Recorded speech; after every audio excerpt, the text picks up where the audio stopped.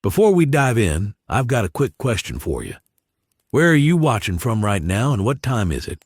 Drop it in the comments. It's always wild seeing how far these stories travel. Now, imagine this. John Marston suddenly steps into the days gone. What happens next? Let's find out. John doesn't wake up to gunfire or shouting. He wakes up to silence. The kind that presses down on your ears and makes the world feel abandoned. The sky hangs low and gray, rain-soaked clouds drifting over broken roads and rusted cars frozen mid-escape. This isn't the frontier John knows. There's no dust in the air, no horses calling out in the distance, no law chasing him down. Just rot, decay, and the echo of something breathing where it shouldn't be. John rises slowly, hand instinctively hovering near his revolver, eyes scanning a landscape that feels less like a place and more like the aftermath of a long-forgotten sin. At first he assumes this is another kind of hell. Maybe a punishment, maybe a second chance. The buildings around him tell stories without words. Boarded windows, blood-stained asphalt, overturned vehicles abandoned in panic. Whatever happened here didn't happen cleanly. John's lived through violence before, but this feels different. This wasn't greed or pride or revenge. This was collapse. Humanity didn't lose a war here. It simply fell apart. And John, a man who spent his entire life trying to outrun his past, has stumbled into a world that doesn't even remember its own. Then he hears it, a low, broken sound, half growl, half scream, echoing through the trees. John turns just in time to see movement in the distance. Not men, not animals. Something else, something wrong. When the freaker emerges into view, it moves with a hunger John has never seen in another human being. No fear, no hesitation, just need. John fires on instinct, the crack of the gunshot ripping through the quiet, dropping the creature in its tracks. He stands there afterward, breathing heavy, realizing something terrifying. This thing wasn't an outlaw. It wasn't evil in the way he understands evil. It was empty. And there are more. As the reality sets in, John understands the truth faster than most would. There's no law coming to clean this up. No army riding in to restore order. The world he's standing in doesn't care who he used to be or what he's done to make things right. Redemption means nothing here. Survival means everything. And for the first time in his life, John Marston isn't running from the past. He's riding straight into the end of the world, whether it wants him or not. John moves carefully now, every step measured, every sound treated like a warning. The old habits return without effort. The way his eyes track tree lines, the way his body angles toward cover before his mind even finishes the thought. But the rules have changed. In John's world, danger usually announced itself. A raised voice, a threat, the glint of a gun catching sunlight. Here, danger waits. It listens. It swarms. He learns quickly that noise is a death sentence. The echo of his last gunshot still lingers in his head, a reminder that this land punishes impatience. As he follows the cracked road forward, he begins to notice signs of life that aren't entirely gone. Boot prints in the mud, fresh ash where a fire once burned. Someone else passed through here recently, and they didn't linger. That realization settles heavy in his chest. People survived this. Some of them still are. But surviving clearly means moving fast, trusting little, and leaving pieces of yourself behind along the way. John has spent years doing exactly that. If this world demands isolation, then he's already trained for it. The smell hits him next. A mix of rust, damp earth, and something sour, something unmistakably human. Bodies lie scattered near an abandoned checkpoint, uniforms torn, weapons useless in lifeless hands. These weren't cowards. They stood their ground and still lost. John kneels, taking only what he needs. Ammunition is scarce, food even more so. This isn't the kind of place where you stockpile hope. You ration it. He pockets a few supplies and moves on without ceremony. There's no time for graves in a world that never stops killing. Another sound carries through the air. Not one voice, but many. A distant chorus of shrieks rolling across the hills like thunder. John freezes. He's faced impossible odds before, but this feels biblical. Whatever made those noises isn't meant to be fought head on. It's meant to be avoided, outsmarted, outlived. For the first time, John doesn't feel like a gunman or an outlaw. He feels like prey. And strangely, that fear sharpens him instead of breaking him. By the time night begins to fall, John understands one undeniable truth. This world doesn't reward strength alone. It rewards restraint. The man who draws first doesn't always live longest. As darkness settles in and distant screams echo through the trees, John Marston realizes that the skills that once made him feared will now have to make him invisible. If he's going to survive the days gone, he won't do it by chasing redemption. He'll do it the only way this world allows, by adapting, enduring, and refusing to disappear. Night transforms the land into something even more unforgiving. The temperature drops, the wind carries distant howls through the trees, and the shadows stretch longer than they should. John finds shelter beneath the remains of a collapsed overpass. Concrete cracked like old bones, vines crawling over what used to be civilization's backbone. He builds no fire. Light is an invitation here. Instead, he sits in the dark, listening, counting the seconds between sounds, memorizing the rhythm of this ruined world. The freakers become more active after sunset, their movements erratic, their voices louder, less restrained. They hunt now, and John understands hunting. As hours crawl by, John's thoughts drift to the life he left behind. Not with regret, but with clarity. Abigail's voice, Jack's growing silence, the fragile peace he once believed he'd earned. In this world, those memories don't weigh him down. They steady him. He's fought for family before.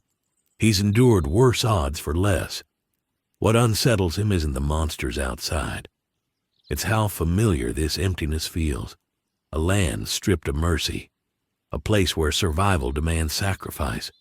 And every choice costs something you can't get back. At dawn, he ventures out again, moving through a forest scarred by fire and neglect. Burnt trees stand like gravestones, their blackened branches clawing at a pale sky. He notices markings carved into wood. Warnings, directions, symbols meant only for those desperate enough to learn them. This world has its own language now, born from fear and necessity. John reads it slowly, cautiously, like a man learning a foreign tongue that can kill him if mispronounced. He follows the signs not because he trusts them, but because doing nothing here is its own kind of death. He stumbles upon an old farmhouse perched on a hill, its fields overgrown, fences collapsed. For a moment it almost feels peaceful. Too peaceful. John circles the property before entering, every sense alert. Inside he finds remnants of ordinary life. Children's drawings, a radio long gone silent, dinner plates left where panic froze time.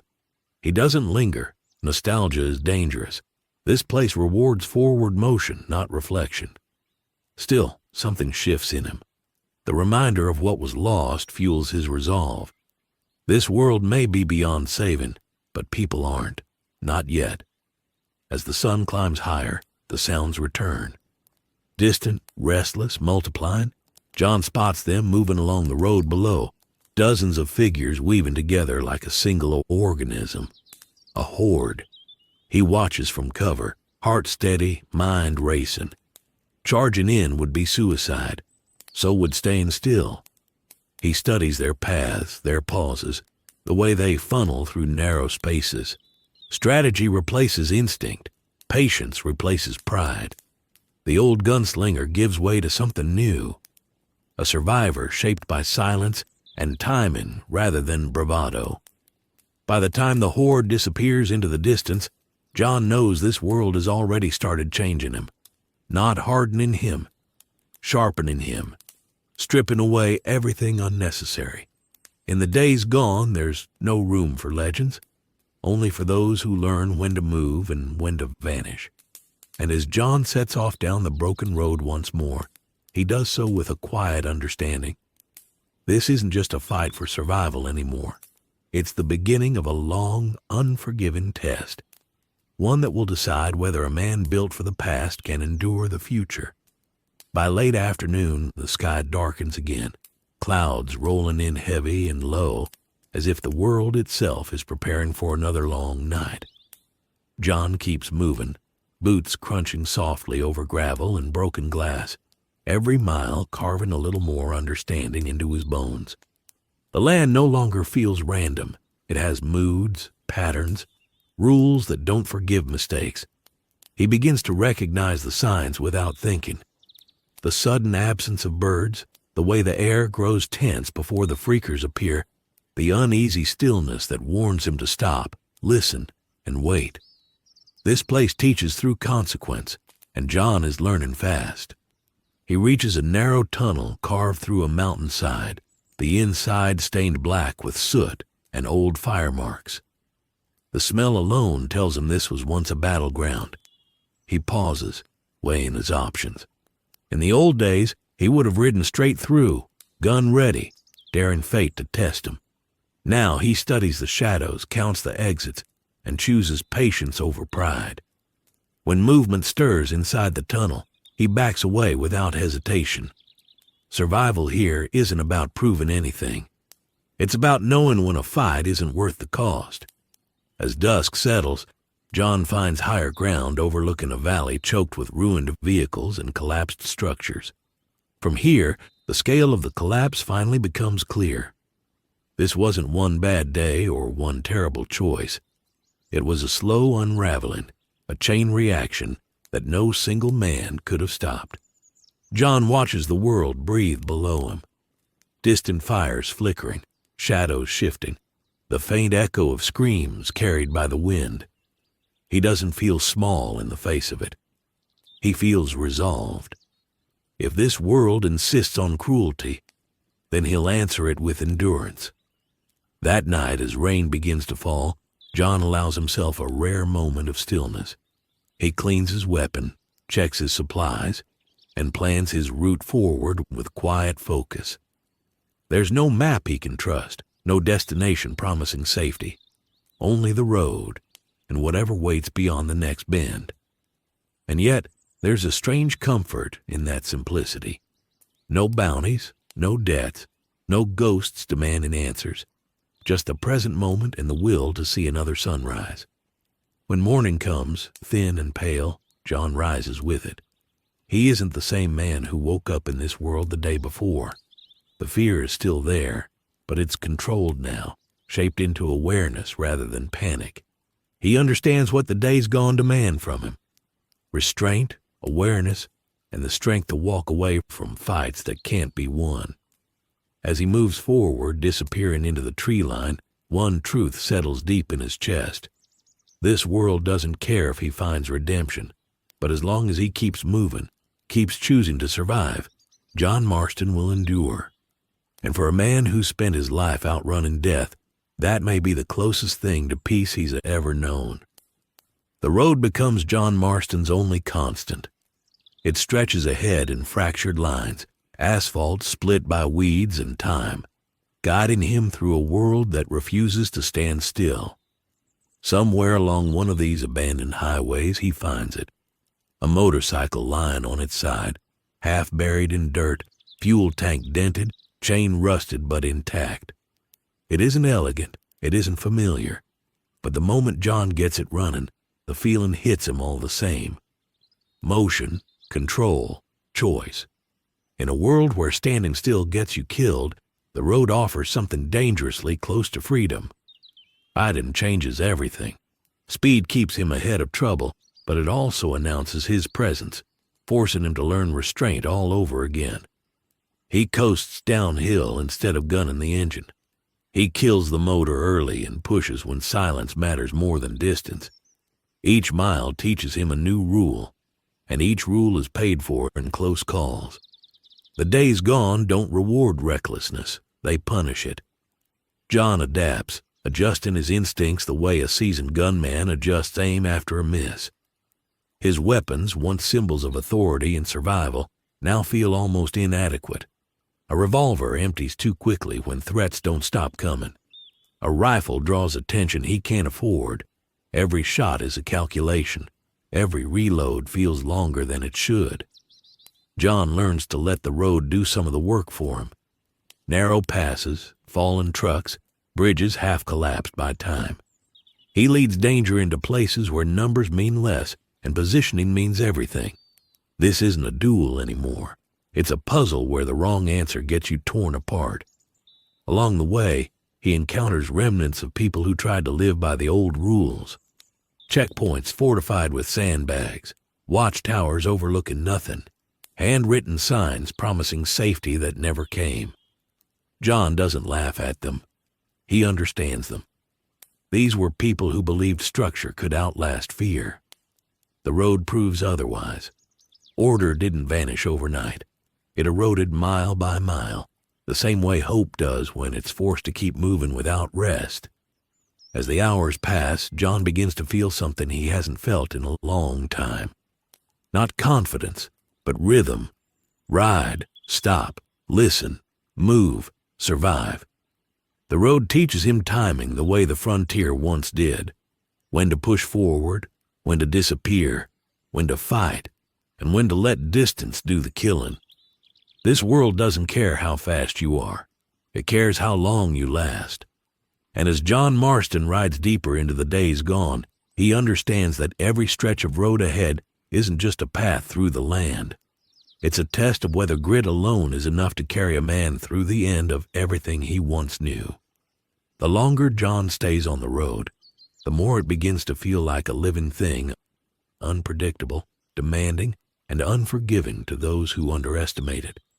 Gas becomes more valuable than gold ever was, forcing him to detour into places most people fled long ago. Abandoned gas stations sit like traps, their roofs collapsed, pumps long dead, shadows stretching deep inside convenience stores where silence feels staged. John approaches each one like a standoff, circling first, watching for movement, listening for breath that doesn't belong to the wind. In this world, hesitation keeps you alive.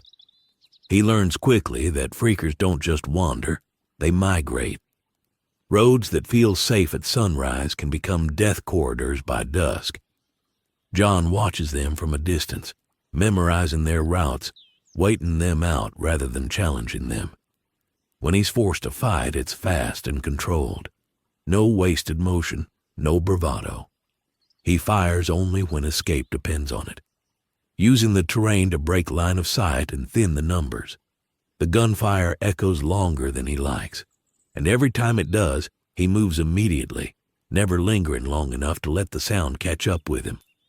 The motorcycle, unreliable as it is, becomes an extension of him. He learns its moods the same way he once learned a horse's. The rattle that means trouble, the drag that signals it's time to stop. He scavenges parts from wrecks along the roadside, working by feel more than knowledge, fixing what he can and accepting what he can't. Out here, perfection doesn't exist, only function. The road doesn't care if your machine is pretty. It only cares if it carries you far enough.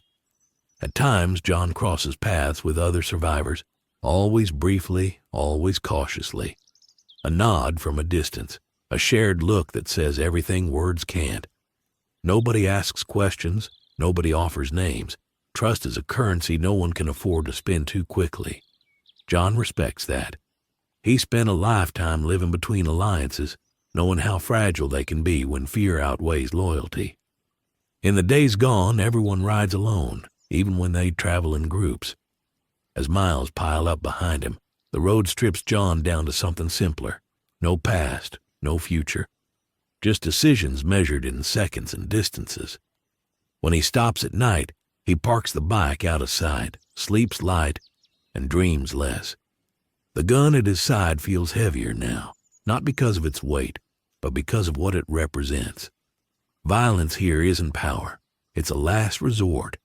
And John Marston, a man once defined by the draw of his weapon, is learning that survival on the road demands something harder than speed or firepower. It demands restraint, patience, and the willingness to keep moving even when every instinct tells you to stop. The road doesn't just test John's skill, it tests his judgment.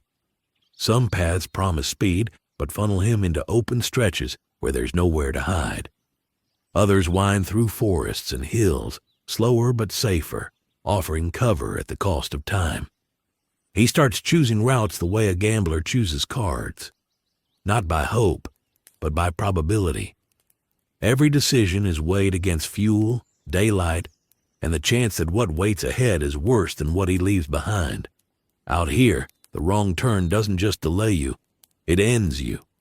Weather becomes another enemy.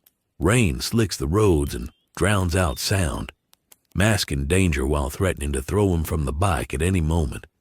Fog rolls in thick and sudden, swallowing distance and turning familiar routes into blind guesses. John adapts, slowing down, relying on instinct more than sight. He's ridden through storms before, but this is different. There's no town at the end of the trail, no warmth waiting behind a door. When the weather turns, it's just him, the machine beneath him, and whatever the storm decides to reveal. One afternoon, he stumbles across a stretch of highway choked with wrecked vehicles, piled so tightly together they form a maze of twisted metal. This wasn't an accident. This was panic given form. John cuts the engine and listens. The silence feels deliberate, like a held breath. He dismounts, moving through the wreckage on foot, stepping carefully over shattered glass and torn luggage. Every car tells the same story. People trying to escape, realizing too late that everyone else had the same idea. He doesn't judge them. He learns from them. This is what desperation looks like when it runs out of options. The freakers come suddenly, spilling from between vehicles in erratic bursts of motion. John doesn't fire right away.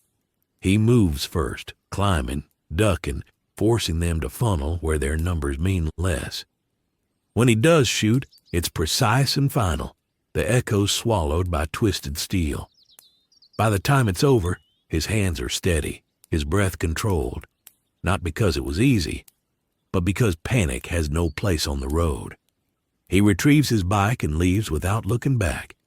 Lingering is a luxury he can't afford. As the sun dips low, John realizes how much the road has reshaped him. He's no longer reacting to danger. He's anticipating it, reading the land the way he once read people. The cracked asphalt, the broken signs, the abandoned vehicles all speak now, warning him of what lies ahead. And in that understanding, there's a strange sense of mastery. Not dominance, but harmony. The road doesn't fight him as much as it tests whether he belongs on it.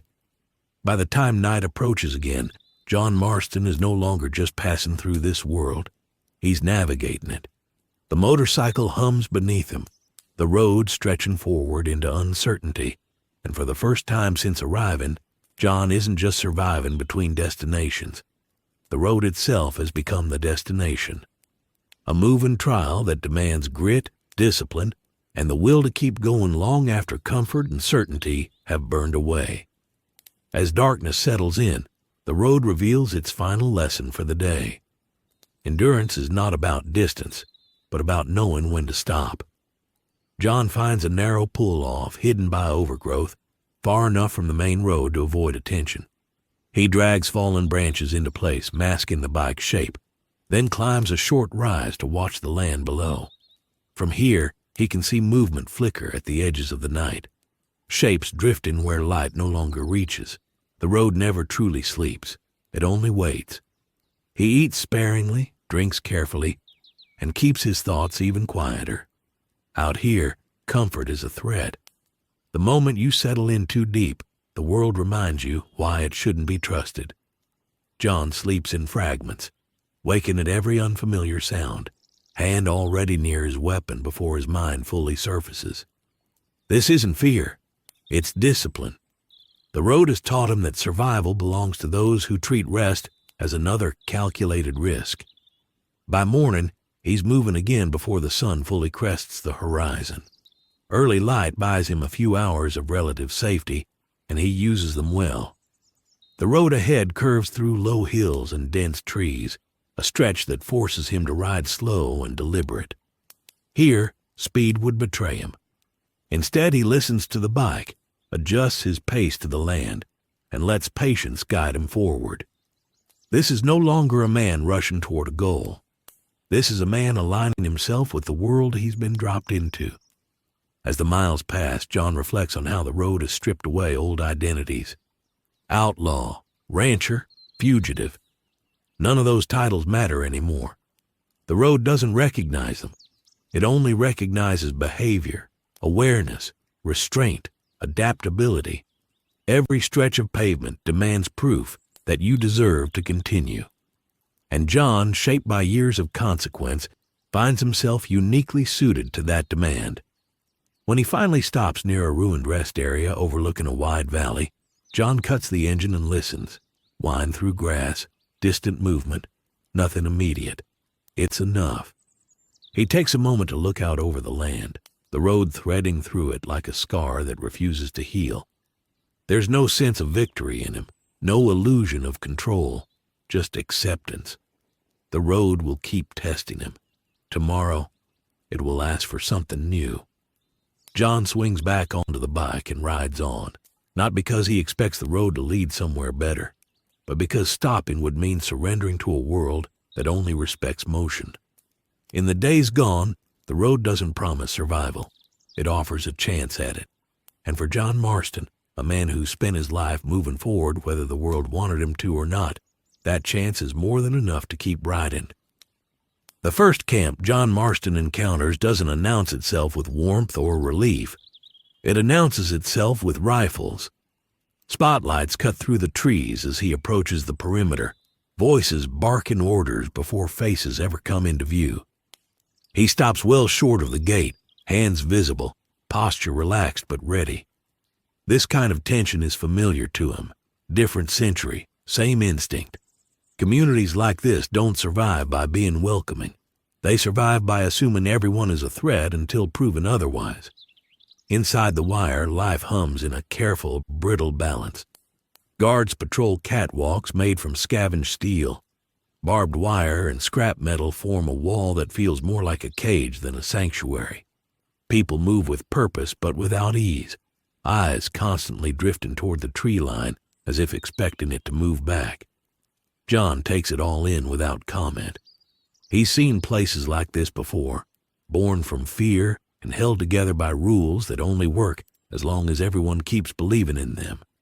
The camp leader speaks in absolutes. Work earns trust.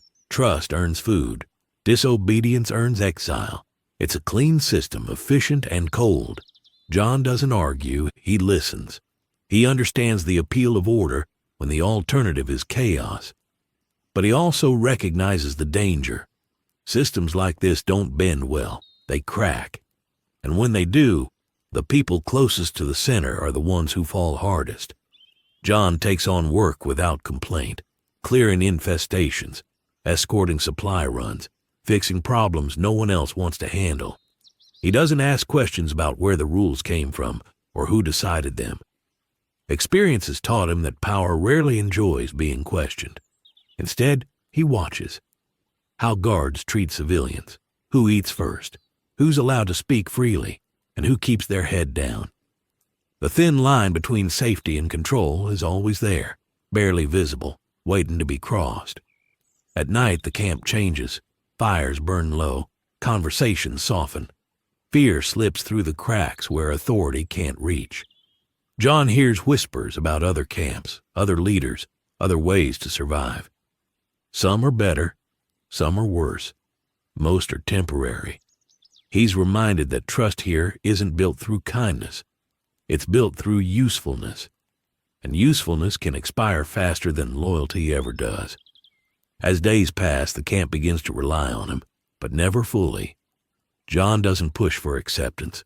He doesn't belong to places like this. He's a man shaped by the road, not by fences. Still, he recognizes the value of these camps. They're not hope, they're delay, a way to slow the end, even if they can't stop it. And in the days gone, sometimes delay is the only victory people have left. John learns quickly that the camp thrives on routines that feel fragile to an outsider. Meal times, guard shifts, supply runs, everything is measured to the minute, rehearsed until instinct replaces thought. One missed signal, one hesitation, and the consequences ripple through the community like a stone tossed into still water. John observes silently, noting patterns in the guards' patrols, how the sick are cared for or ignored, and how quickly rumors move when fear outweighs reason. This world rewards vigilance, and the camp's survival depends on it as much as his own. Despite the order, tension is constant. Arguments flare over water, over who gets to keep what tools, over territory within the camp. John doesn't intervene. He doesn't need to. Watching from the edges, he sees the dynamics that threaten to fracture the delicate system. Leadership here isn't about fairness. It's about projecting strength and making the right sacrifices without hesitation. A misstep can spark violence that spreads faster than any horde. John understands that control is as much about perception as it is about actual power. People follow who they believe will keep them alive, not necessarily who deserves respect. John begins to test boundaries, not openly, but subtly.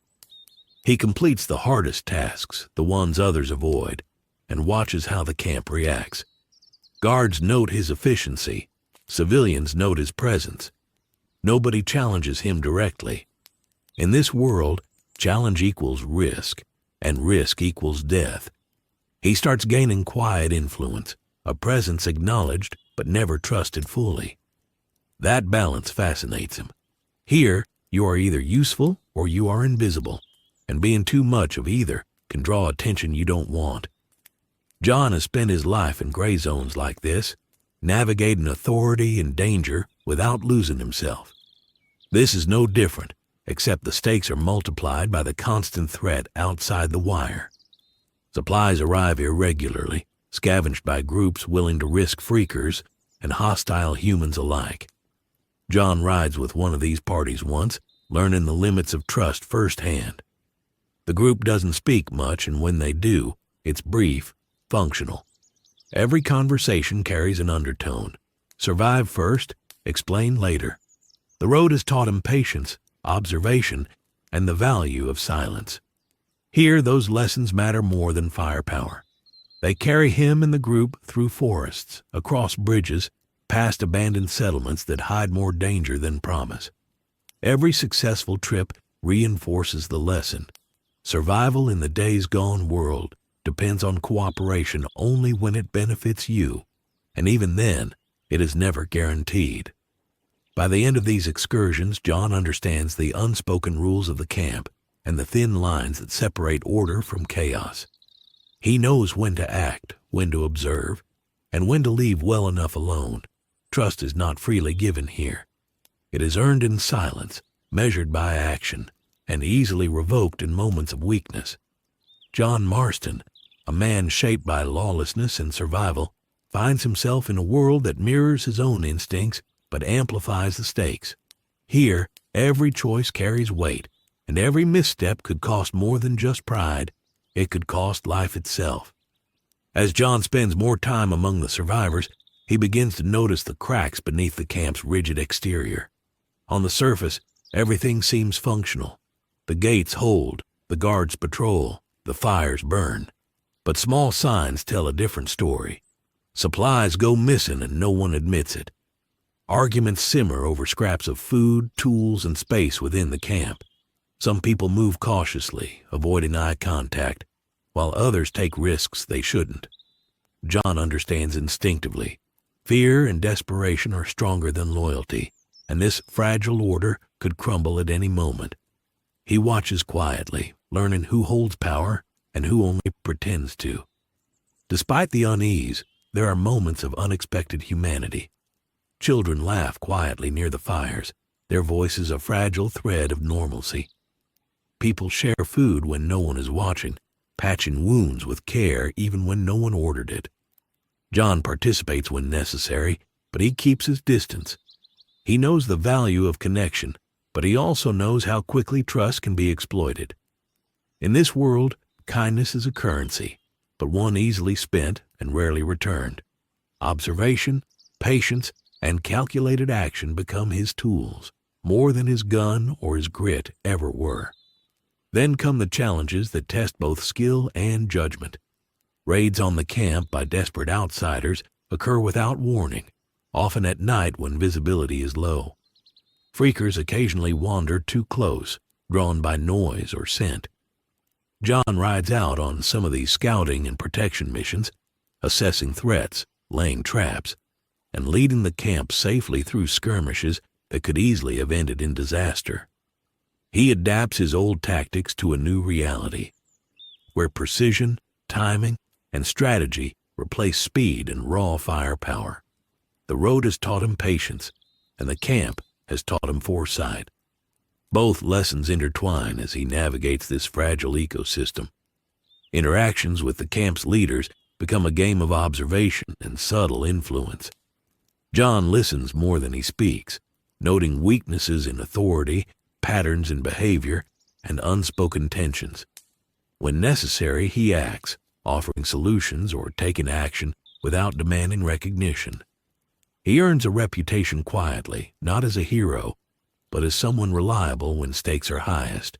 That reputation is fragile enough to vanish with one wrong choice. But it buys him space to operate, to learn, and to survive. Trust is a thin line here, and John balances it expertly, knowing that too much visibility can be as dangerous as too little. Amidst all this, John is reminded of a simple truth he's known his whole life. Survival in a world built on fear and scarcity is less about heroics and more about understanding limits. Camps offer shelter, yes, but also obligations. Loyalty is never freely given. It is earned, leveraged, and often temporary. John moves between action and observation with deliberate care, always aware that the line between protector and threat is narrow, and crossing it, even unintentionally, can have deadly consequences.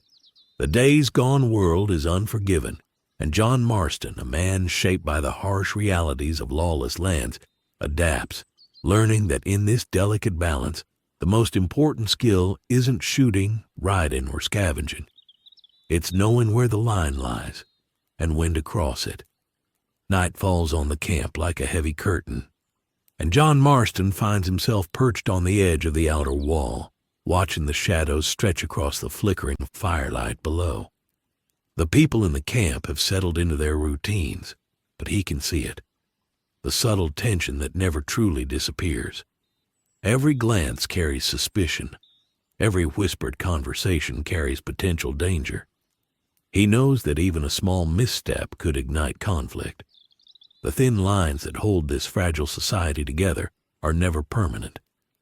They are threads stretched taut by fear and necessity, ready to snap if pulled too hard. John doesn't interfere. He observes. He understands that sometimes the best way to protect a place is to remain unseen, to act only when it's truly needed.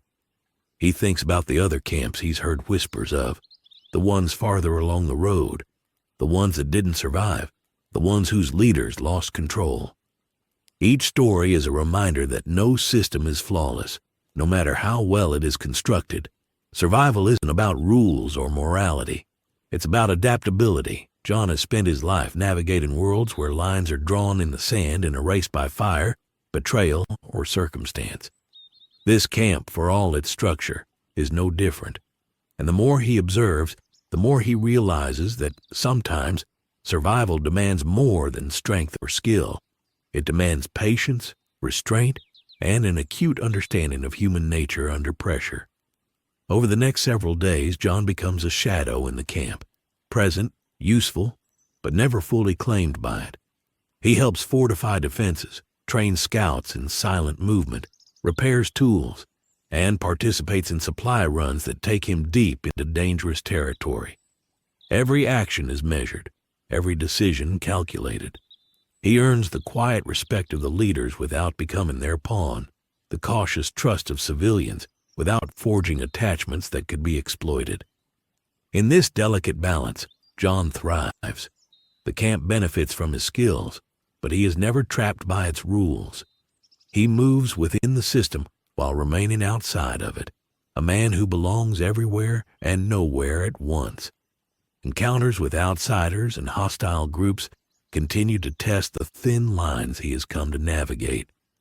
John handles each situation with precision, reading intentions and motivations with the same clarity he applies to the land. The camp sees the results of his choices: safe passages, successful raids, and the occasional rescue. But they see little of the thought and calculation behind them. That is exactly how John wants it. Power in this world is a dangerous thing. It corrupts. It attracts enemies. By keeping his influence subtle, he maintains control without drawing the wrong kind of attention. Amid the constant work and tension, John reflects on what the camp represents. It is not hope. It is not civilization. It is a temporary pause, a fragile delay between the chaos outside the wire and the even greater chaos beyond. And in that pause, John finds purpose. He can shape the world just enough to survive, guide others without binding himself to them, and move forward when the time comes. Trust, he understands, is never absolute. It is earned in moments, measured in deeds, and lost in seconds.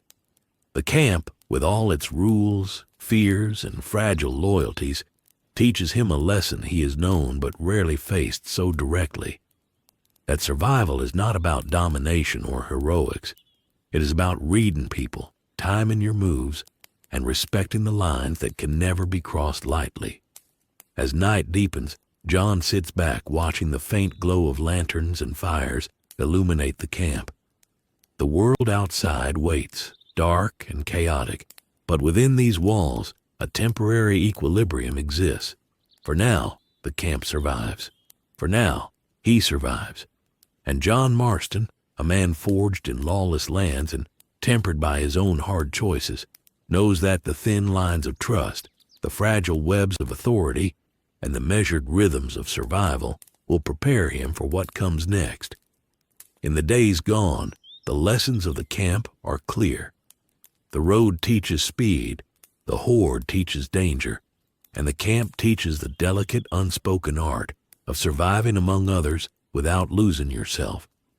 It is in this balance, between caution and action, observation and intervention, trust and wariness, that John Marston learns the true measure of endurance in a world that refuses to forgive mistakes. John Marston had seen outlaws, gangs, and rival hunters, but nothing prepared him for the first horde he encounters in the days gone. From a ridge overlooking a valley, he sees them moving as one organism, a tide of pale, twisted forms that stretch further than the eye can follow.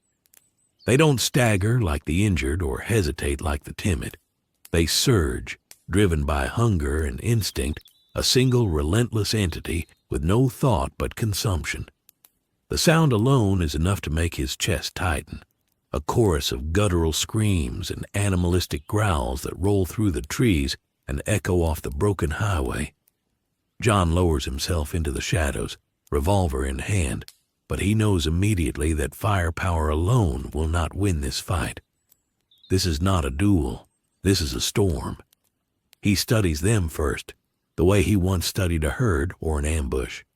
The horde moves predictably in its patterns, gaps forming and closing as they flow through the landscape. John takes note of choke points, narrow passes, and obstacles that could be used to thin their numbers. Every step, every movement, is part of a larger strategy he begins constructing in his mind. Speed is useless here. Recklessness is fatal. He recalls the road, the camps, and the lessons each taught him: patience, observation, restraint. They are the only tools that can match the raw, destructive force of the horde. John begins by setting traps along the most likely paths of the horde. Molotovs rigged with pressure triggers, barricades made from twisted metal and abandoned cars, flammable debris positioned strategically to ignite in waves.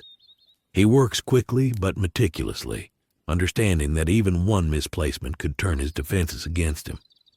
Unlike the calculated standoffs of the West, this requires thinking several layers ahead, anticipating movement in an unpredictable, living mass.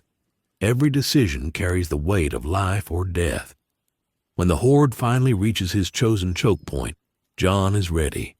He waits, concealed, heart steady, revolver loaded, shotgun nearby. The first wave hits, a wall of bodies pressing against the barricades.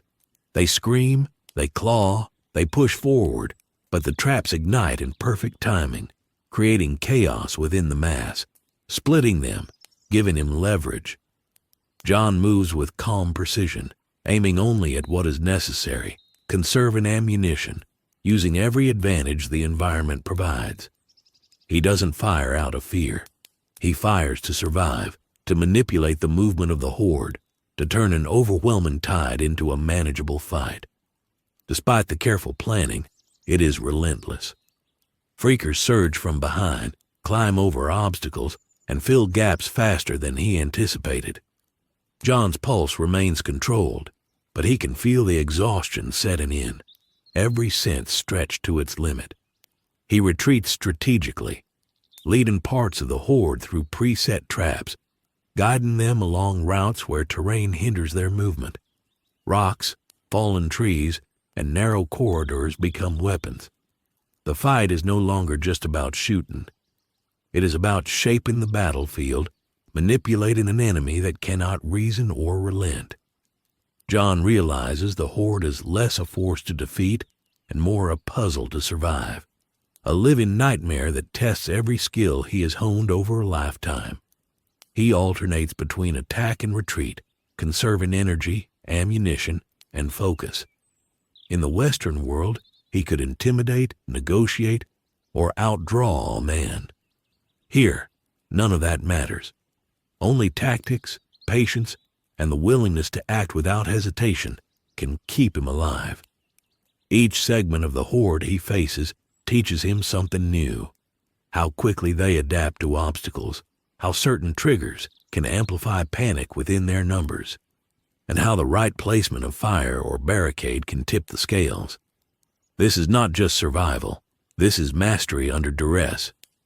Hours pass, the sun dips low, and the Horde finally thins, moving on as if their hunger has been momentarily sated. John stands alone amidst the destruction, surveying the battlefield. Smoke curls from burned barricades, scattered bodies litter the ground, and the silence that follows is almost suffocating after the roar. He is alive, yes, but changed. The Horde has left its mark on him in ways that no outlaw or gang ever could. He feels the weight of mortality in every bone, the fragility of the world around him, and the necessity of constant vigilance. John cleans his weapons carefully, checking each trigger and barrel, knowing that the next encounter could come from any direction, at any moment.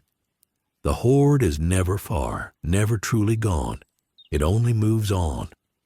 And John understands now more than ever that in this world, bravery is not standing your ground against impossible odds. Bravery is knowing when to fight, when to retreat, and how to survive long enough to make it through another day. He surveys the valley one last time before moving on, each step measured, each breath deliberate. The road is waiting, the camp is waiting, but the Horde has left its lesson. No man survives the days gone by relying solely on courage. Survival demands foresight, precision, and the unwavering ability to think one step ahead of a world that wants to consume you. John mounts his motorcycle, engine low and steady, and begins to move again, carrying with him the scars of the battle, the knowledge of what he can endure, and the understanding that the Horde is less an enemy than a force of nature. To survive here, he must respect it, anticipate it, and learn from it. Every mile ahead will carry more danger, more decisions, and more tests of grit and wit. But John Marston is not a man who yields easily. The Horde may have taught him fear, but it has also sharpened his mind and his resolve. He rides forward, not toward victory, but toward survival, understanding that in the days gone, the road, the camps, and the relentless tide of the Horde are all part of the same unforgiving lesson. Only those who adapt, endure, and outthink the chaos can hope to see another sunrise. John rides through the aftermath, the valley behind him scarred by fire and destruction, and he feels a strange clarity settle over him. The Horde is not an enemy to be conquered in the traditional sense. It is a force, unpredictable and unstoppable in its numbers, and survival requires more than shooting or bravado. Each encounter teaches him patience, timing, and strategy on a scale far beyond anything he faced on the frontier. His revolver and rifle are tools, yes, but the real weapon is his mind, the ability to anticipate, manipulate, and endure. In this new world, instincts honed by outlaws and gunfights are useful, but they must be combined with calculation and caution. As he moves along a winding road through thick forest, John begins to understand how the Horde shapes the land itself. Paths once safe are now impassable, barricades erected in haste, abandoned vehicles stacked to form crude blockades. Every human survivor who left their mark on the environment did so in response to the Horde, adapting to it, manipulating it, and sometimes failing. John studies these signs like a may, noting choke points, ambush zones, and natural corridors. He knows that understanding the Horde is not just about surviving one encounter, but about predicting the next. The road itself becomes a part of his strategy, guiding movement, dictating engagement, and offering opportunities to turn a seemingly hopeless fight into a calculated advantage. He stops briefly to scavenge what he can from an abandoned settlement on the edge of the forest. Supplies are scarce and often dangerous to retrieve, but John moves carefully, eyes scanning, ears tuned to the faintest disturbance. Every sound could indicate approaching freakers or other survivors desperate enough to kill for resources.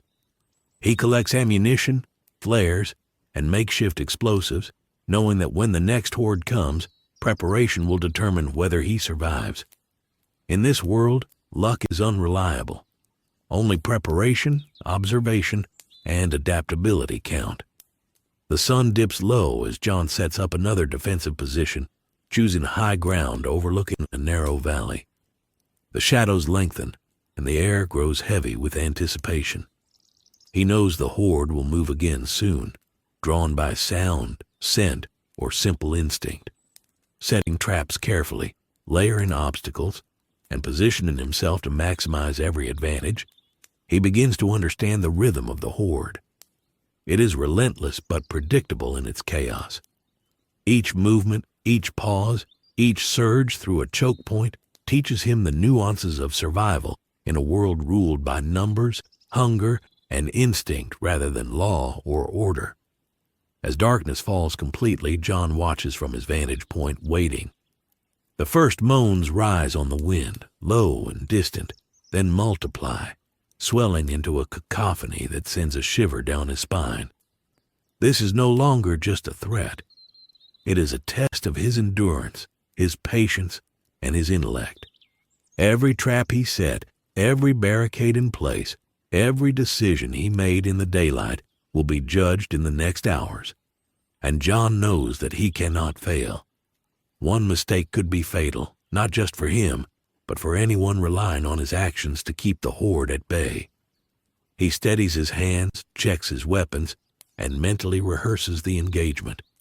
The Horde is coming, inexorable and terrifying, but John is ready in ways that go beyond courage. He is ready with calculation, with observation, with the cold understanding that survival is about anticipating the world, not simply reacting to it. And as the first wave of figures emerges from the tree line, John Marston steps into the shadow of the Horde, prepared to face the most relentless challenge the days gone can throw at him, knowing that this is a crucible that will test every skill he has, every instinct he possesses. and every ounce of grit that defines him.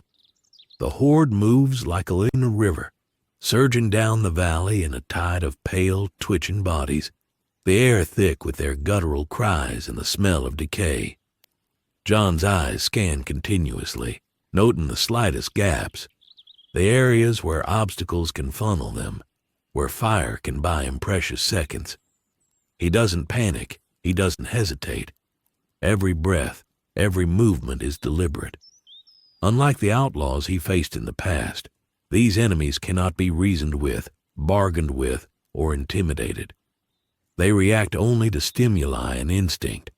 John knows that in order to survive, he must think several steps ahead, treating this monstrous force not as an enemy, but as a problem to be solved. He ignites the first wave of traps, fire roaring and sparks flying, forcing the Horde into narrow channels where the terrain itself becomes an ordeal and an ally. Freakers stumble, trip, and pile into each other, confusion rippling through the mass. John moves along the ridges, shooting only when necessary, aiming for weak points, guiding the flow of the Horde like a tactician more than a fighter. Each shot echoes, and he immediately shifts position, knowing that staying still even for a moment can be fatal. This is a dance of precision, timing, and strategy, and John has never performed a dance quite like this. The Horde adapts as it moves, learning in its own grotesque way. Areas he thought secure are breached, gaps forming where none should exist. He retreats with purpose, leading sections of the Horde through pre-planned traps, using fallen logs, abandoned vehicles, and fire to channel their movement. He begins to understand the pattern, the rhythm of the chaos, the ebb and flow of the swarm. Each section of the Horde that he maneuvers into disadvantage loses momentum, and he gains precious seconds to reposition and prepare for the next wave. It is exhausting, but the exhaustion sharpens his focus rather than dulling it. Hours blur together as John moves constantly, the weight of the battle pressing on him physically and mentally. The sun dips below the horizon and darkness blankets the valley, adding an extra layer of danger. The Horde does not slow in the dark. If anything, their numbers become more terrifying, more difficult to manage. John relies on flares, fire, and traps to maintain control, each placement precise, each choice carrying the weight of life and death. He has learned to respect the Horde, to anticipate it, to guide it rather than fight it blindly. The lessons of the road, the camps, and the constant threat of death converge in this moment, shaping him into something stronger, sharper, and more capable than he ever was before. Despite the horror surrounding him, John is calm. He knows that survival is not about being the strongest or the fastest. It is about observation, patience, and calculated action. Every motion of the Horde teaches him something new, how their numbers affect their movement, how fire slows them, how obstacles disrupt the flow, and how careful positioning can turn an overwhelming tide into a manageable threat. He has fought men, gangs, and outlaws, but the Horde is a different kind of enemy. It is relentless, adaptive, and incapable of fear or reasoning. To survive, he must rise above instinct and embrace strategy in its purest form. As the first wave thins, John surveys the valley. Bodies litter the ground, scorched barricades smoke, and the air is heavy with the echo of what has just passed. He is alone, exhausted, and every muscle aches. But he is alive. The Horde may be gone for now, but it will return. It always does. And John understands something crucial.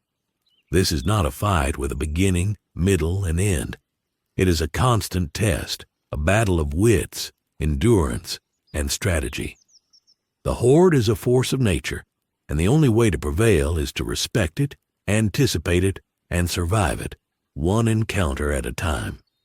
John cleans his weapons, carefully checks his traps, and surveys the terrain once more. He has learned the limits of his endurance and the power of preparation. The road ahead will carry more danger, more challenges, and more encounters with the relentless Horde. But John Marston is no longer just an outlaw or a survivor.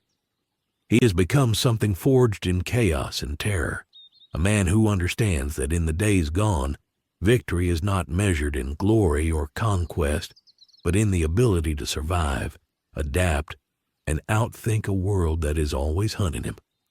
With that understanding, he mounts his motorcycle, engine humming low, and moves forward into the darkness, ready for whatever comes next, knowing that every mile, every trap, and every decision is a step in the ongoing battle against the relentless tide of the Horde. As the night deepens, John rides along the ridge overlooking the valley, every sense alert to the faintest disturbance. The smell of smoke from the burned barricades lingers, mixed with the metallic tang of blood and decay, a grim reminder that survival comes at a cost. The Horde is not defeated. It is delayed, dispersed, and funneled, but it remains a persistent threat, a force that cannot be ignored or underestimated. John feels the weight of this truth in his bones. He has faced outlaws, bandits, and gunfights that tested his skill and nerve, but nothing has ever demanded this level of constant calculation, this relentless attention to every variable in his environment. He stops briefly on a narrow ledge, surveying the valley below. In the flickering firelight, he notes the movement of the remaining freakers, smaller groups breaking off, wandering aimlessly. They are fewer, slower, disoriented, but still dangerous. John studies the terrain, identifying potential choke points for future encounters, remembering the lessons of the day. High ground, narrow passes, fire, and obstacles are the keys to survival. He takes a deep breath, letting the tension ease slightly, but knows it is temporary. The Horde always returns, driven by instinct and hunger, and John's vigilance must never waver. He recalls the lessons learned from the camps, the value of observation, patience, and subtle influence. Just as in the camps, trust in this world is provisional. Allies can become threats, and danger can emerge from any corner.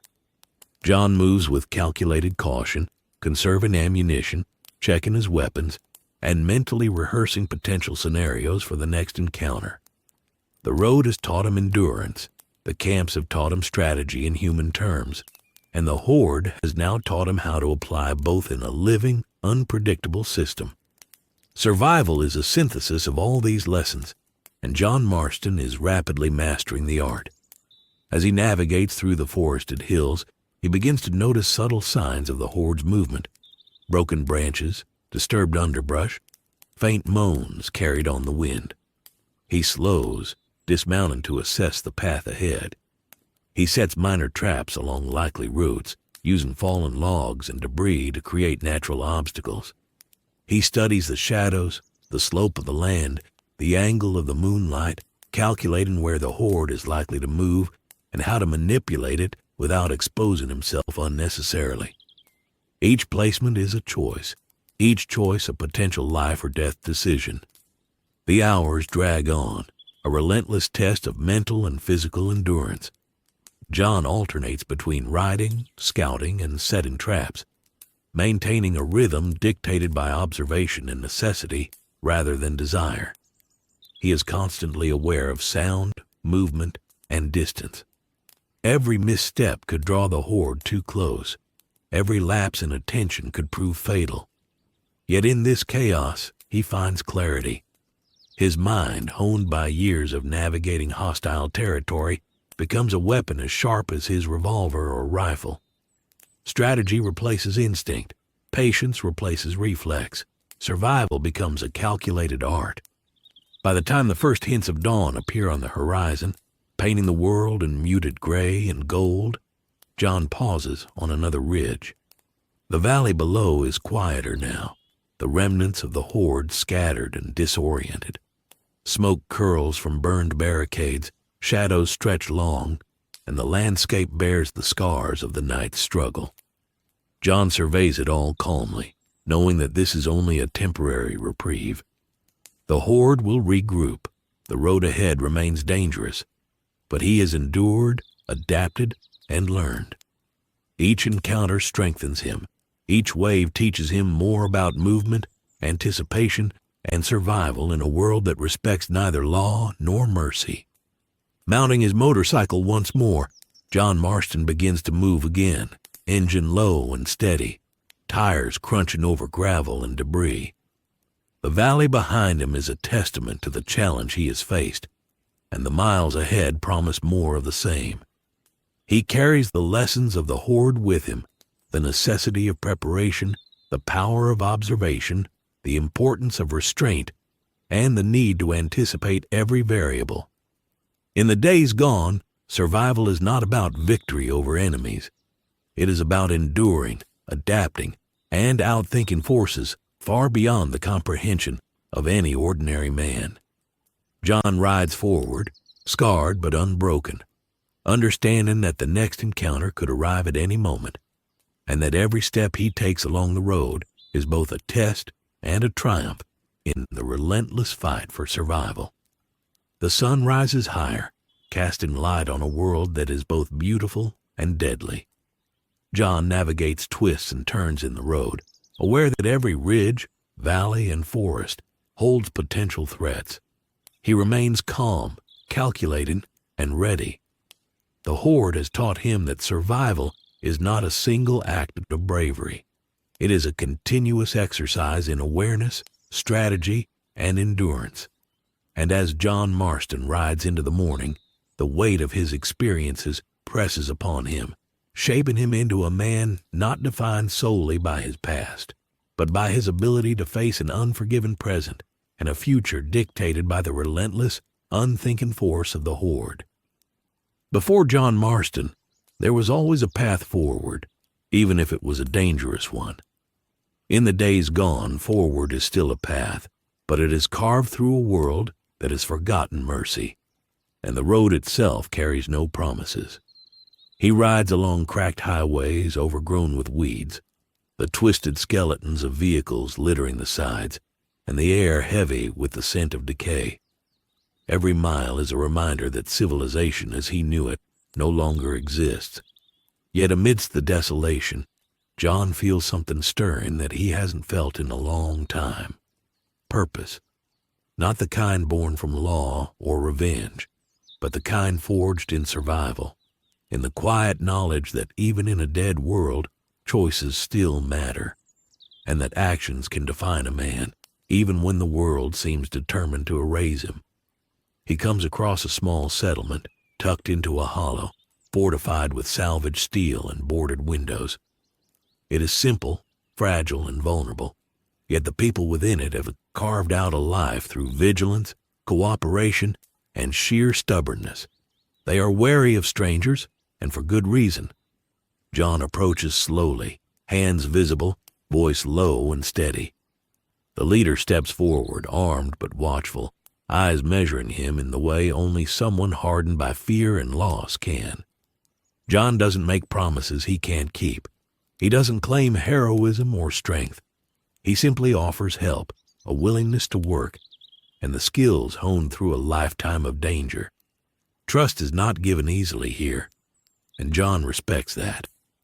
As he integrates himself into the settlement, John begins to find a rhythm that is unfamiliar, yet comforting.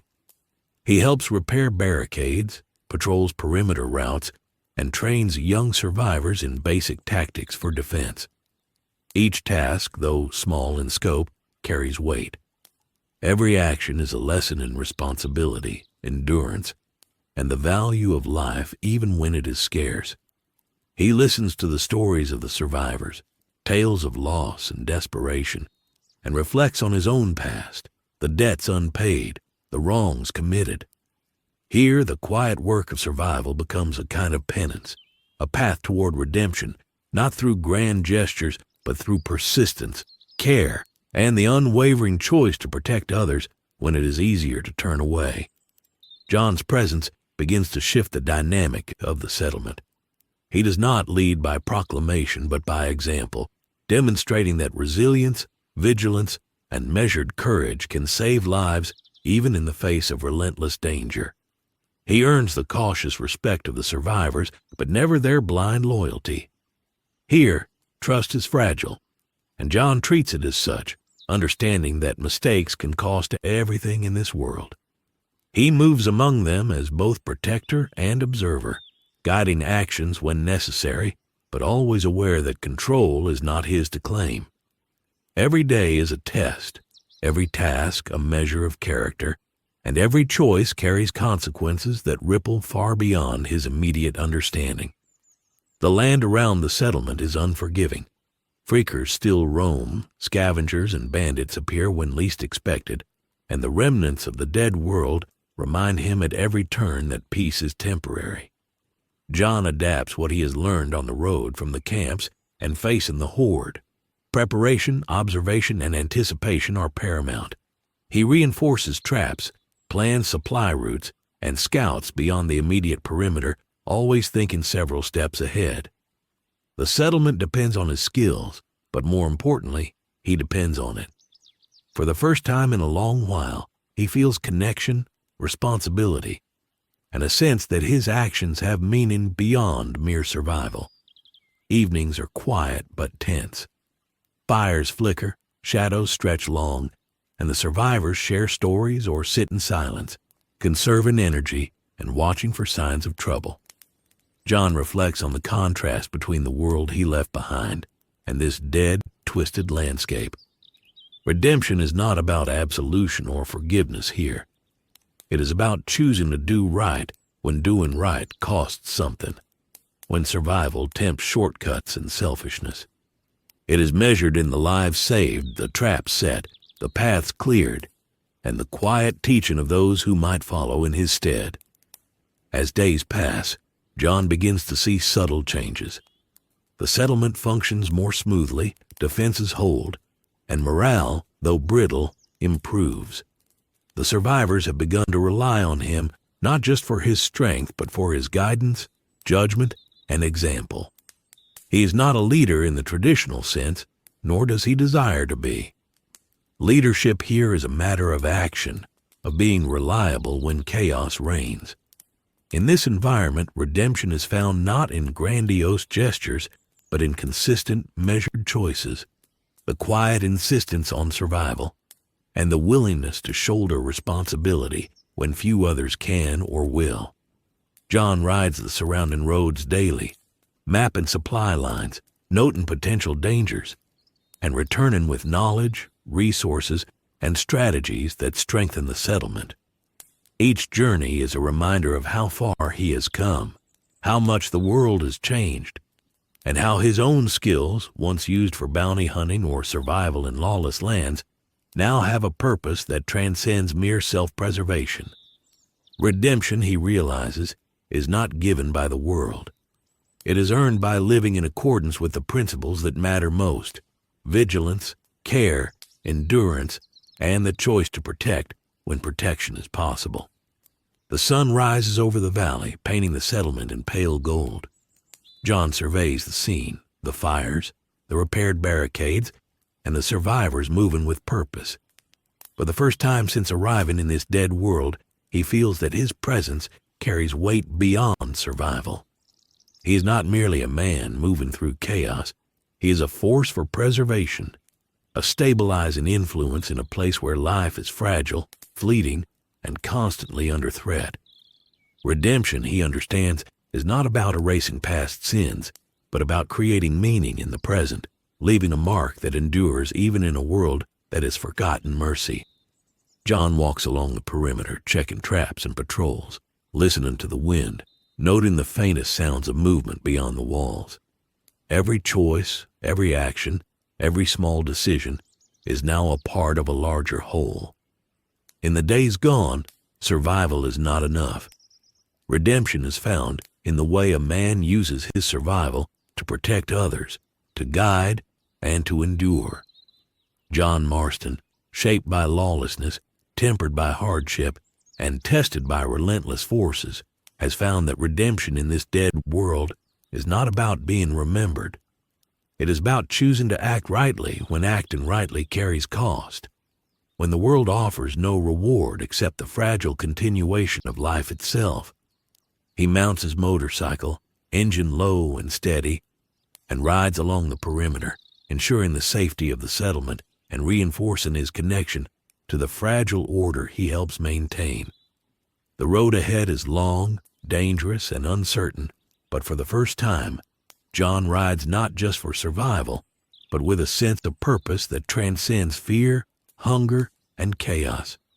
In the days gone, redemption is a choice, a series of actions, and John Marston has begun to carve his path, one deliberate, measured, and meaningful mile at a time. John's days settle into a rhythm he hasn't known in years. The motorcycle carries him along abandoned highways and overgrown paths, scouting for threats, locating resources, and mapping potential routes for the settlement. Each ride is calculated. He observes the slightest disturbances in the landscape, listens for movements of freakers or hostile humans, and notes the safest passages for future runs. Unlike his earlier life, where survival was often reactive, John now approaches each situation with strategy and foresight.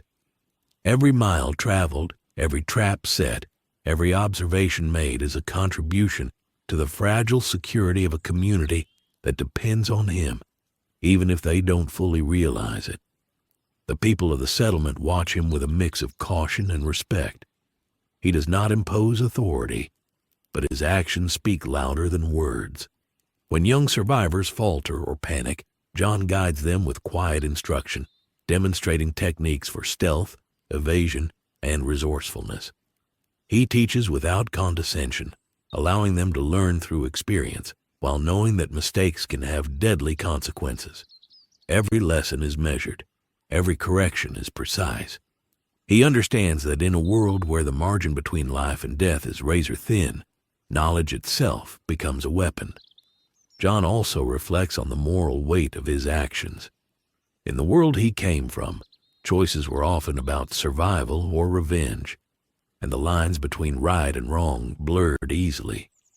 Here, in this post-apocalyptic landscape, morality is even more nuanced. Acts of protection carry heavy cost, sometimes taking him into conflict with the other survivors who are equally desperate, equally determined to survive. He cannot save everyone, and he knows it. Yet each life he does protect, each decision that preserves a thread of order in the chaos, feels like a small measure of redemption, a step toward making amends with the past he cannot change. The settlement grows slowly under his guidance, fortified by his strategic planning and bolstered by the courage and skills he imparts to its people. Supply runs become more efficient, defensive positions more secure, and the community begins to function with a cohesion born not of fear alone, but of shared purpose. John's influence is subtle but pervasive. He does not demand loyalty or admiration, yet the survivors naturally look to him in moments of uncertainty. He has become both guardian and strategist, a man whose survival instincts now serve a purpose greater than himself. At night, John sits by the fire, listening to the quiet murmurs of the settlement. The wind rustles through the trees, carrying distant sounds of freakers or unknown travelers, but he feels a sense of control he hasn't felt in years. Survival is no longer just about moving forward and staying alive. It is about shaping the environment, guiding others, and leaving a tangible impact in a world that constantly threatens to erase it. The road, the horde, and the camps have taught him endurance, strategy, and vigilance. And now the settlement teaches him something deeper, that survival paired with purpose becomes redemption, and that even in a dead world, a man can find a reason to live with honor. John continues his patrols, always aware that the world beyond the settlement is indifferent, chaotic, and deadly. Yet he rides with a measured confidence born from experience, preparation, and understanding. Every mile covered, every decision made, and every life preserved is a testament to his adaptability and resilience. The dead world is unforgiven, but John Marston has discovered that redemption is not about undoing the past. It is about living deliberately in the present, acting with purpose, and ensuring that even amidst devastation, choices can matter lives can be saved, and humanity in its most fragile form can endure. He checks the perimeter once more before nightfall, setting minor traps and adjusting patrols based on his observations. Each action reinforces the fragile safety of the settlement, and John knows that his presence is as much a deterrent as it is protection. He has become the balance between chaos and order, the steady hand in a world that has lost all certainties. In the quiet moments between dusk and darkness, he reflects on the path that brought him here, from outlaw to wanderer, from survivor to protector, and now toward a form of redemption shaped not by law, but by deliberate, meaningful action in a dead world. John Marston's role in the settlement evolves in subtle but profound ways. He's no longer simply a protector or a wandering survivor. His presence shapes the community, influencing decisions, fortifying defenses, and imparting lessons that extend beyond combat and survival. He teaches the value of observation, patience, and calculated risk, showing the settlers that even in a world ruled by chaos, strategy and forethought can save lives. Every supply run, every patrol, every tactical adjustment becomes a living classroom where the survivors learn to anticipate threats, adapt to the unpredictable movements of freakers, and manage the delicate balance of human relationships under pressure. He watches as the community begins to stabilize, but he remains wary. Survival here is never guaranteed. Even the best laid plans can crumble under the weight of unforeseen danger or human error. John has learned that trust is provisional and that even allies can become threats under the right circumstances. He approaches leadership as he approaches every challenge in this world, with observation, caution, and deliberate action. He does not seek control, but he commands respect through competence and consistency. The settlers may look to him for guidance, but he knows their loyalty is as fragile as the walls that protect them. Outside the settlement, the world continues its relentless trials. Freakers roam, scavengers strike, and remnants of humanity cling desperately to survival, sometimes at the cost of others. John treats each encounter as both a challenge and a lesson. He scouts roads, maps territories, and sets traps that protect not just the settlement, but the fragile thread of civilization it represents. Each action is calculated, each movement deliberate, and every decision carries consequences that ripple far beyond the immediate moment. John realizes that redemption in this world is not a single act of heroism. It is a sustained commitment to protecting and preserving life in the midst of relentless chaos. The physical and mental toll is immense. Days are filled with patrolling, strategizing, repairing defenses, and training others, while nights are spent on quiet observation, reflection, and preparation for whatever may come. John feels the exhaustion, the tension, and the constant pressure to remain vigilant, but he also feels a profound sense of purpose. Unlike his earlier life, which was defined by pursuit, evasion, and survival in lawless lands, his existence in this dead world carries a different weight. It is no longer just about staying alive. It is about ensuring that others survive alongside him, and that every action he takes contributes to the fragile order he has helped create. Interactions with the settlers deepen his understanding of humanity in extremis. He listens to their fears, hopes, and memories, finding parallels to his own past. The stories they share reveal the same struggles with loss, regret, and survival that have shaped him, yet they also reflect resilience and adaptability that inspire him. John learns that redemption is not about erasing past failures. It is about making choices that reflect growth, responsibility, and care for others. Each life he helps protect, each young survivor he trains, each obstacle he mitigates becomes a small but significant step toward that redemption. John also confronts the harsh realities that some threats cannot be mitigated. Freakers overwhelm certain areas, raiders strike unexpectedly, and resources run thin. He cannot save everyone, and he cannot control the world beyond the settlement. Yet even in these moments of loss, he discovers that the measure of redemption is not perfection, but effort, persistence, and the willingness to act rightly despite the cost. Each challenge reinforces his understanding that in this dead world, survival alone is insufficient. Moral and deliberate action in the face of danger defines the true worth of a man. As weeks pass, John becomes integral to the settlement's rhythm. His presence is a stabilizing force, a source of guidance, and a living example of resilience.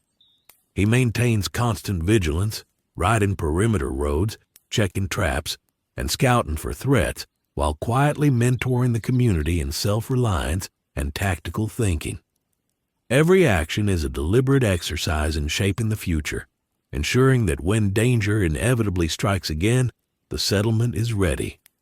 Through this sustained effort, John experiences a form of redemption that has eluded him for years, not through law, bounty, or vengeance, but through sustained commitment to the protection and survival of others in a world that tests every ounce of his skill, patience, and judgment.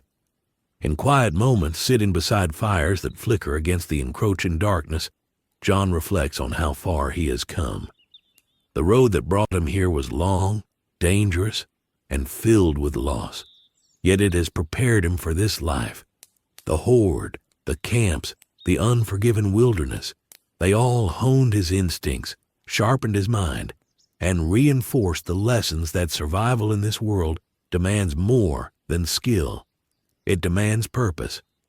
Redemption is no longer an abstract notion or a distant hope.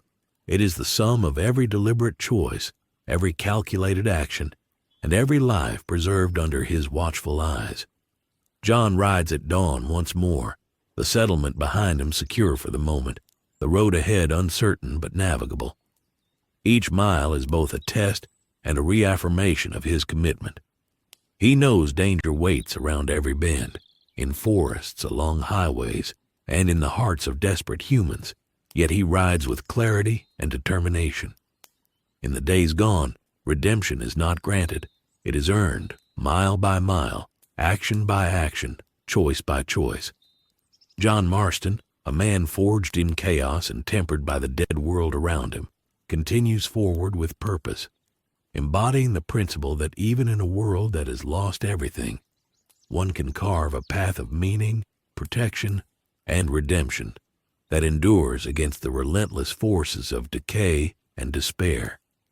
The days grow longer, but the threats never lessen.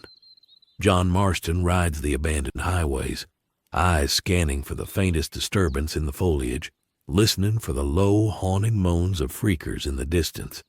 Every patrol, every scouting trip, is an exercise in precision and vigilance.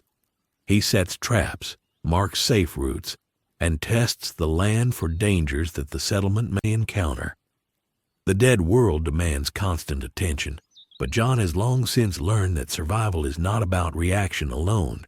It is about anticipation, preparation, and the ability to act decisively when the moment arrives. Each action he takes reinforces the fragile security of the community he has chosen to protect, and with every successful mission, he solidifies the trust and reliance of those who look to him as both guardian and guide. Despite the ever-present dangers, John begins to sense a subtle transformation, not only in the settlement but in himself. The weight of his past, the mistakes and misdeeds that have haunted him for decades, feels a little lighter. Here, amidst the desolation and the constant threat of death, he finds purpose. He understands that redemption is not a grand gesture, a declaration, or a singular heroic act. Redemption is measured in the small, deliberate choices that sustain life, the protection offered to those who cannot fend for themselves, and the consistent effort to act rightly in a world that rarely rewards righteousness. Every barricade repaired, every route secured, every young survivor trained in the art of survival becomes part of that redemptive journey. As weeks turn into months, John's presence shapes the settlement in ways both visible and subtle. Defensive positions are strengthened, patrols run more efficiently, and the people themselves grow stronger, more self-reliant, and more resilient under his quiet guidance. Yet he never imposes authority or seeks recognition. He understands the fragility of trust in this dead world, and he navigates it with patience and discretion. His reputation is built not on fear or domination, but on consistent action and reliability. In doing so, he demonstrates to the survivors that strength is not measured by aggression, but by foresight, restraint, and the ability to endure when others falter. Outside the settlement, the world continues to be relentless. Freakers roam in unpredictable patterns, scavengers strike without warning, and natural hazards remain ever present. John adapts constantly, learning from each encounter, each failure, and each narrow escape. He treats the landscape as a teacher, observing patterns, noting signs, and using them to the settlement's advantage. The road, the horde, and the dangers of the dead world have taught him that survival is temporary, but knowledge, preparation, and deliberate action can extend that survival indefinitely. Redemption, he realizes, is inseparable from this process. It is earned through perseverance, skill, and the unwavering commitment to do right when doing right carries a cost. One evening, John sits on a ridge overlooking the settlement, watching as fires flicker against the gathering darkness. The survivors move with a rhythm that is both cautious and confident, a fragile balance between fear and hope. He reflects on the journey that brought him here, from outlaw to wandering survivor, from facing lawmen and outlaws to confronting relentless hordes, to shaping the lives of others in a world bereft of structure or mercy. He feels the weight of his past and the weight of responsibility in equal measure, and for the first time in a long while, he senses that his actions have meaning. Redemption is not an abstract idea or a distant goal. It is tangible, measurable in the lives he preserves, the stability he creates, and the choices he makes daily. As night settles fully, John mounts his motorcycle, the engine's low rumble blending with the wind through the trees. The road stretches ahead, uncertain and dangerous, but he rides with calm determination. The lessons of survival, observation, patience, and protection guide him, and he carries with him a profound understanding. Even in a world consumed by death and chaos, one man's deliberate actions can foster life, hope, and continuity. John Marston has learned that redemption is not given. It is carved mile by mile, choice by choice, and life by life. In the dead world, that is the closest thing to absolution a man can find. The settlement fades behind him as he rides forward, the horizon painted in muted gold and gray. He does not look back with regret, but with the quiet satisfaction of one who has chosen to act, to endure, and to protect. John Marston's path is not one of glory or recognition. It is one of resilience, deliberate action, and the unwavering commitment to live rightly in a world that has forgotten mercy. He rides on, not because the journey is easy, but because it is necessary, because every mile matters, and because redemption in its truest form is found not in the past, but in every right choice made in the present. And there you have it, a world where survival, strategy, and morality collide, where John Marston finds redemption not through law or legend, but through deliberate action and unwavering endurance. In the dead world of days gone, every choice counts, and every life preserved is a victory. What would you do if you were in John's boots, facing hordes, danger, and the weight of responsibility in a world that has forgotten mercy? Drop your thoughts in the comments, and don't forget to like and subscribe for more CrossWorld adventures.